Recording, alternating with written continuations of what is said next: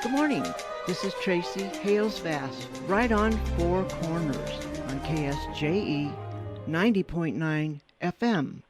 Today I have the pleasure of talking to Janet Greger, who writes as J.L. Greger, and she has many mysteries and science-related books. Good morning, Janet. Good morning, Tracy. Thank you for inviting me to join you today. Oh, well, thank you so much for introducing me to your books. I was really impressed with the science behind them. Well, I think as a former biology professor, I have a slightly different perspective than most novelists. When I write a mystery or thriller, I have two aims. One, of course, is to spin an interesting tale, but the other is to do a bit of science education. Now, that doesn't mean throwing out lots of boring facts, but rather showing how scientists collect data and through logical deduction solve real problems. And I guess that's the point. I loved the Harry Potter series, but magic isn't really the answer to problems. Science is. Exactly. And the science is well incorporated into very exciting stories. Yes, maybe I should give an example so the readers sort of see what I mean by science. Please. Now that we're in the aftermath of the holiday season, lots of us are trying to lose weight. And let's face it, dieting is hard. And when I watch the ads on TV where diet doctors claim that taking one of their pills or using one of their simple exercise routines are easy ways to lose weight, I feel annoyed. They're ripping off the consumer. And that was the genesis for my novel, Murder, A Way to Lose Weight. Right. I love the title. Most people, when I'm at book shows, like the title. Yes. In this mystery, Linda Almquist is asked to investigate two diet doctors who are endangering the lives of their obese patients who are participating in their clinical trials. Right. However, in the first chapter, Linda finds one diet doctor dead. She and the police suspect the other diet doctor, but soon learn the dead doctor had annoyed a lot of people. The way I work the science is this is an insider's view of a medical school. Right. The doctors don't resemble Dr. Kildare or Marcus Welby. They're a lot more complex, and I could say interesting. Yes, they are more real, I think. I think so. And then I had to pick a topic for the research for these diet doctors. And I'd read a lot of science articles recently on how gut bacteria might affect people's ability to lose weight and keep it off. And I thought, the nitty-gritty of this type of research would be interesting to readers and maybe even funny. Right. So my diet doctors are studying the bacteria in the guts of their patients. And there is a humor to it, a subtle, intelligent humor to the book. Thank you. Mm-hmm. Did you notice how I set many of the discussions in Greasy Spoon restaurants around Albuquerque? Yes, you that did. That was my cynical sense of humor. I noticed that. It was great. And the different choices different people ate kind of showed their character also. I think so. And then Riddled with Clues, set in the VA hospital. Okay, now that one, the genesis for that one was a bit unusual. After I had written several novels, one of my friends asked me if I'd like to see Note. Well, I got very enthused because he'd been a medic in the CIA in Laos during the Vietnam War. Now, the problem was I didn't want to write a historical novel, and I didn't and probably couldn't write good battle scenes. Right. So I created 5 vignettes from his wartime experiences, and I used these vignettes as clues for a modern-day thriller that I set at the VA Medical Center in Albuquerque.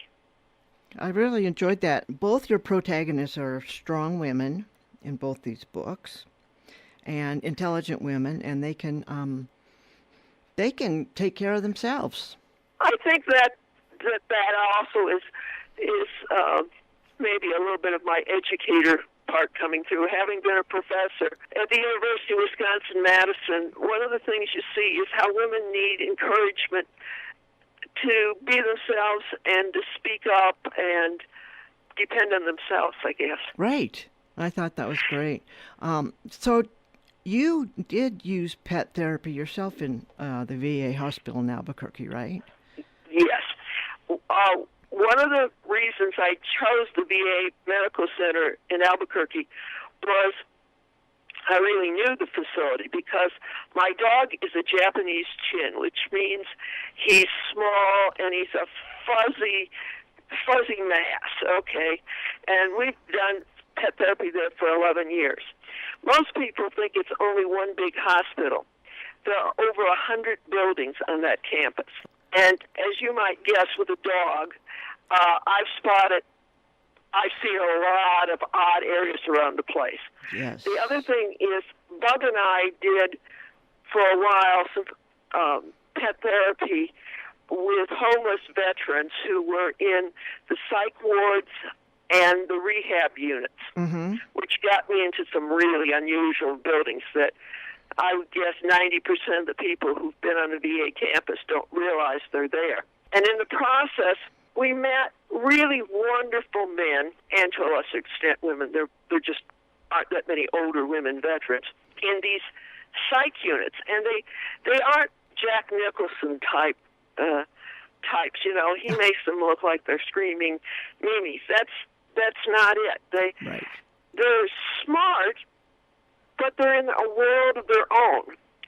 And I wanted to show these guys because I didn't want to write the usual cop and thug type novel. I wanted to show how the drug scene in Albuquerque and some of the violence looked to the homeless, some of the most vulnerable people in the community. Right.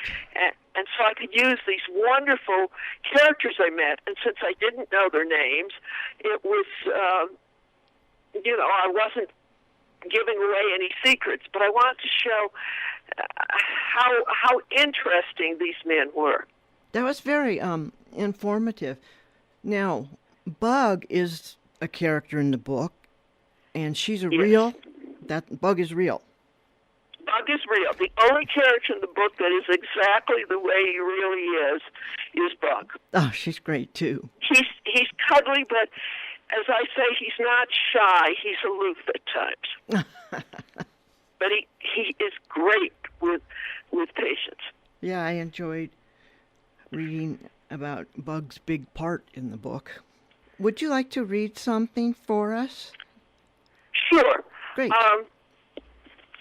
I'm going to read the opening from Murder, A Way to Lose Weight. Oh, good. Linda Almquist, who seldom smiled, laughed. Richard Borregos had done it again. He'd arranged books and a computer on the reception desk of the hospital pavilion for a photo shoot. In the resulting glossy, full-color flyer, he sat at his make-believe teak desk in his supposedly marble-walled office. She read the flyer's title. The Diet Doctor has answers for your weight problems. Is there no end to his ego? She closed her eyes and thought about where Richard and she worked. It was obvious they didn't work at an endowed private medical school. The health science complex included almost a dozen buildings with the uninspired facades typical of state-funded structures. The newest, the pavilion, was supposed to change everything, but budget problems had reduced its exterior to 3 horizontal stripes of brown stone, beige stucco, and battleship gray metal. Several of the most decrepit older structures were stucco-covered and hinted at the medical school's location in New Mexico. Behind the bland facades were labyrinths of hallways, patient and examination rooms, offices, classrooms, and conference rooms, clinical and research labs, animal rooms, a cafeteria and kitchens, a library, and a morgue. Linda sometimes suspected diabolic previous deans had laid out the medical school in the most complicated manner possible as a way to test the intelligence of medical students and staff, sort of like a maze for rats. When she was being logical, she realized budget and time limitations had necessitated most of the puzzling space decisions. There Those areas seen by patients were well maintained. The walls were painted, the floors were repaired and cleaned regularly. The pavilion was elegant with high ceilings, lots of windows, and artsy mosaics at the elevator entrances to each floor. Maintenance of other spaces depended proportionately on the interest of New Mexico state legislators and donors. She visited plenty of other medical schools. Most state-run schools looked the same. Funds weren't wasted on units which couldn't raise revenues. She worked in a suite called the Medical Dean's Office Suite on the first floor of the Basic Science Medical Building. The suite included a spacious reception area with a large office for the dean, 3 smaller offices, and a conference room. Although the dean's office was elegantly appointed, hers was, well, it needed work. But it was better than those of most faculty members, like Richard Borregos. Her gray tweed carpeting was unstained, and the black metal furniture wasn't chipped. She didn't share the office with the others, and the air conditioning always worked. Her black swivel office chair was new. Linda stared at the door of her small gray office as it slammed open. "He tried to kill me," screamed Millie Peake. Linda studied the tiny, gaunt woman. She looks like a nude mouse, the kind used in immunological studies. They're hairless, with blotchy red, wrinkled skin. "What did Richard do this time?" "He tried to run over me." Millie marched in and swiftly lowered herself onto a chair. Linda braced herself in preparation for the rest of the barrage. Another chapter in the spat between the 2 feuding stars of the medical school. Billy looked her younger colleague up and down. Linda was about the same height and 20 pounds heavier. "Perhaps he didn't see you." "No," he laughed and shook his finger at me when I jumped back to the curb. Linda had seen Richard race his red Camaro down Girard Boulevard many times, oblivious to pedestrians. Sounds like his mind was elsewhere. Millie shook her head. "I, or any woman in this medical school for that matter, turn up dead. Check him out. He hates all of us, including you." Millie jumped from the chair, straightened to her maximum height, and stalked out. Linda sighed as she rummaged through her drawers for a candy bar or cookie. She'd found none. She'd removed all the goodies from her office last week when she started yet another diet.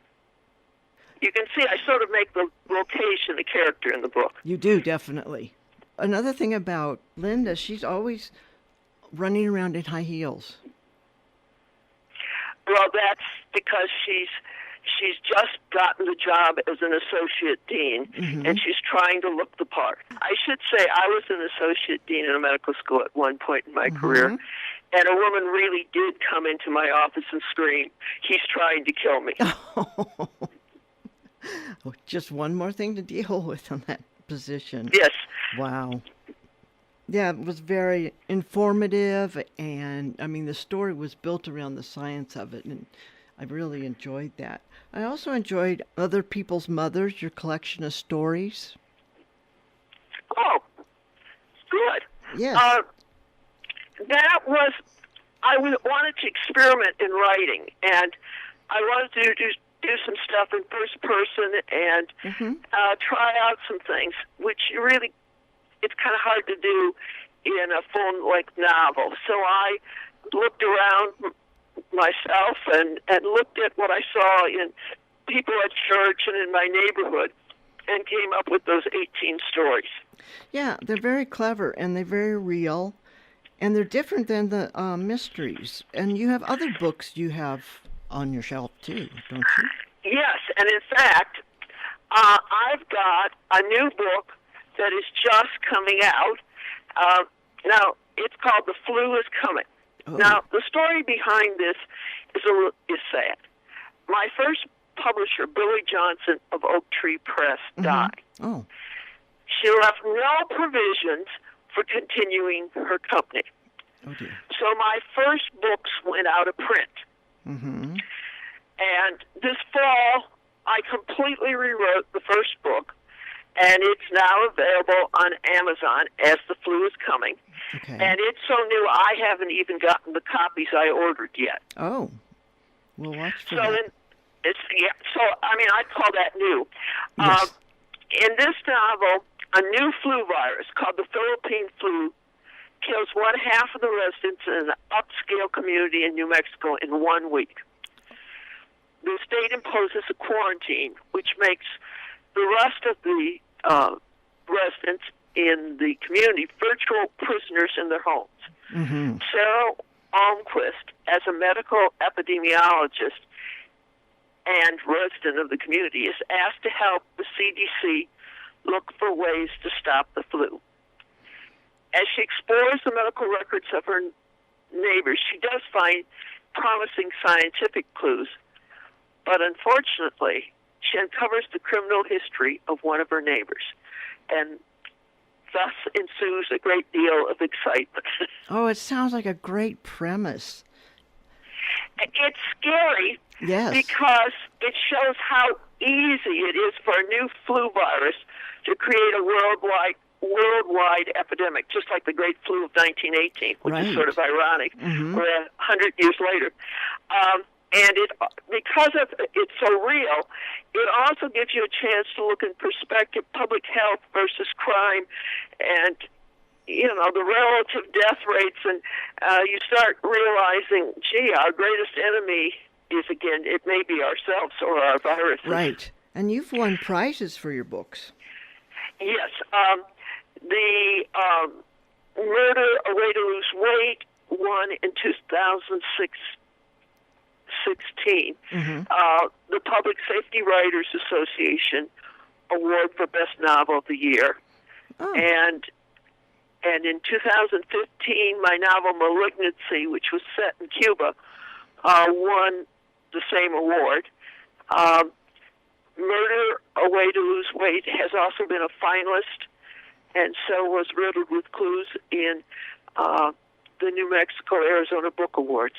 Congratulations. And let's see. Oh, and I have one other novel Uh-huh. that's supposed to come out this summer Okay. from Achenbach and Kent, and it's set in western New Mexico. And I decided to give it kind of an interesting title, I think. It's called A Pound of Flesh, Oh. sort of.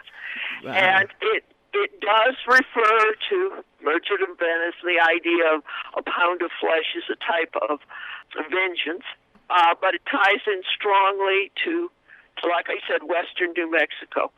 And it starts out where Sarah Almquist receives a package of animal guts contaminated with the bacteria that caused the plague. Oh, wow. FBI agents rush in and figure it's because the drug gangs don't want her to testify at an upcoming trial.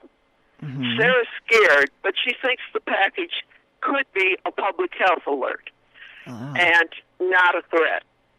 And so that's the basis of the plot. Is this the same Sarah that we met in Riddled with Yes. Clues? Yeah, I really Yes. like her.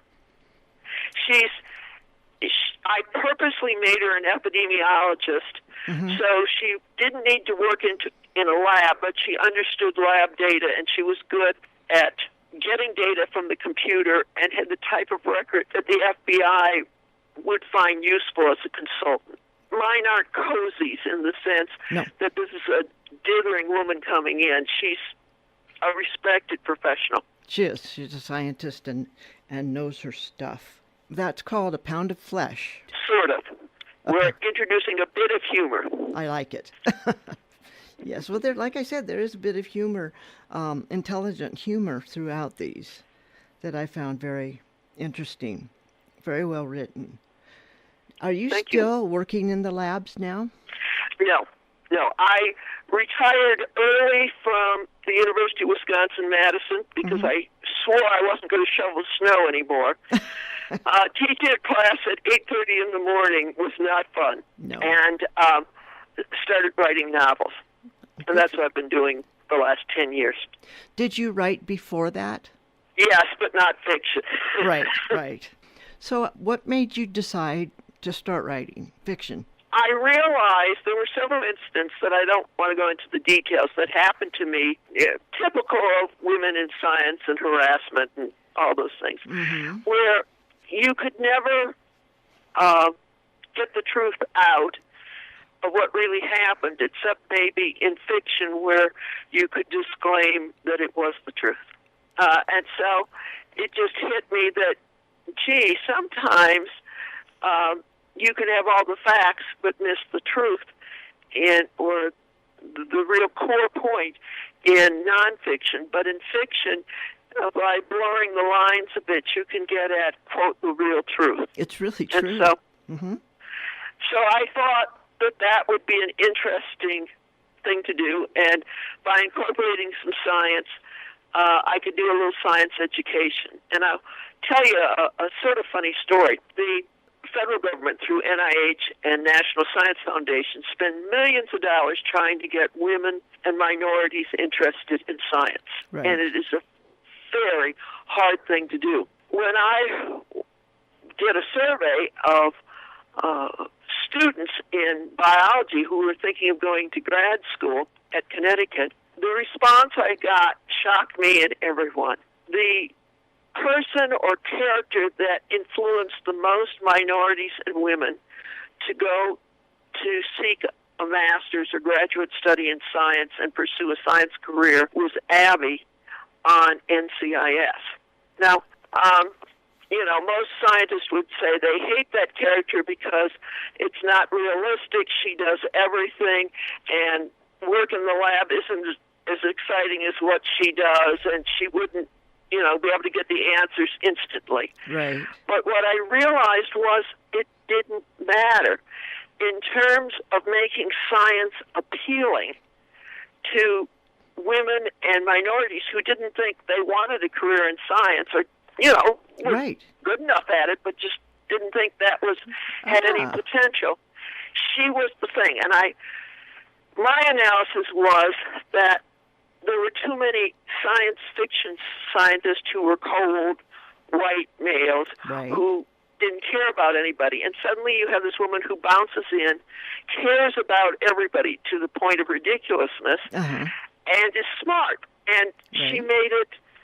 she was goth, she made it fun. Right. And I realized, there's a real point for some of the for fiction in getting people interested, especially people who don't usually think they're interested in science, in careers in science. That's interesting, because she is a little off the wall, but yeah, she made it. She appealed. Yeah, she appealed, exactly. I don't see any Abby-like characters in your books, but well, I wasn't duplicating, and I try to make it more realistic so scientists right. don't read my novels and go, oh, God. It showed me that having someone who cared did ring a bell. Exactly. So in the years that you've been writing then, what's your writing process like? Well, I guess the idea is, are you a plotter or a pantser? Exactly. And I'm somewhere between the two. Okay. Before I start to write a novel, I go back and review lots of science articles and look for topics that are hot. Great. Genomic changes, the flu, vaccines. Then I think about, well, how would that relate to a practical problem?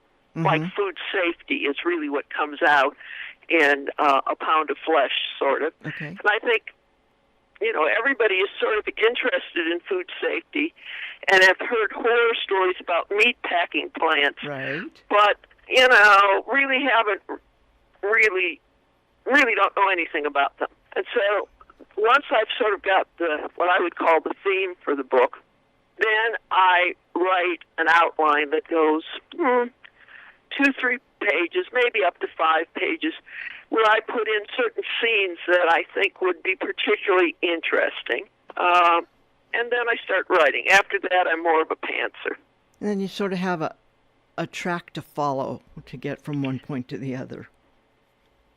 Yes, and the other thing I do that is I do keep a file on all my characters, their eye color, their tics and stuff, because it's really bad if Sarah, let's say, had a tick in her right eye in one novel and her left eye in the next novel. Exactly. So I do keep a pretty extensive file on the characters because I know it sounds silly, but you can really get tripped up on things like that. You can. And your readers will catch you on those. Yes. So do you We're better at it than any proofreader. Oh, that's very true. Which it shows you they're reading, so that's good. So do you work with a writers group? Not so much, but I do actively participate in Sisters in Crime here in Albuquerque. And we have monthly meetings.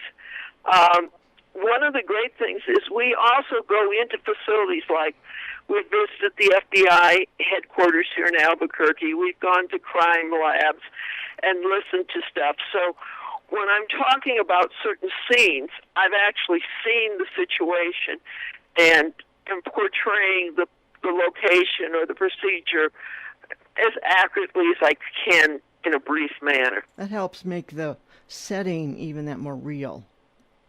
I think so. So do you have a web presence where our listeners can go visit you and find your books? I definitely do. I'm on Amazon, and I have an Amazon page, but my website is www.jlgreger.com. And Greger is Greger. Yes. I was there, and it's a great page, and it's got... You have other stories, too, another collection of stories? Yes, I do. I asked 50 of my neighbors who were over 50 about their childhoods, and I expected sort of warm and cuddly stories. And the warm and cuddly stories ended up in other people's mothers. Okay. But many of the stories had a more somber cast. Oh. And those I turned into the novel, The Good Old Days with a question mark. It was a good way to explore some very serious topics that nobody, people like to think that, what shall we say, child abuse is somehow something new. Well, it certainly isn't. Right. And the funny thing is, when I go out to book conferences or book signings, I'm amazed how many people say, yeah, they weren't so good for me. And the stories do resonate. Well, we're just about out of time. Is there anything else you'd like to add? I just want to thank the listeners, and I hope they found at least one of my books piqued their interest enough to look at my website and maybe buy a book. Especially for the science-minded, they're very interesting, and the stories are good, are short quips, too. Very good writing. I think even if you're not a scientist, you're going to find these stories are interesting. I mean, the plots are... Absolutely. I did, and I'm not a scientist, so I can vouch for that. Okay, well, it's been a pleasure to talk to you. Thank you. This is Tracy Hales-Vass, right on Four Corners, talking today to Janet Greger about her murder mysteries and her short stories from Albuquerque. This is KSJE 90.9 FM, Farmington, New Mexico. You can reach me at righton@sanjuancollege.edu.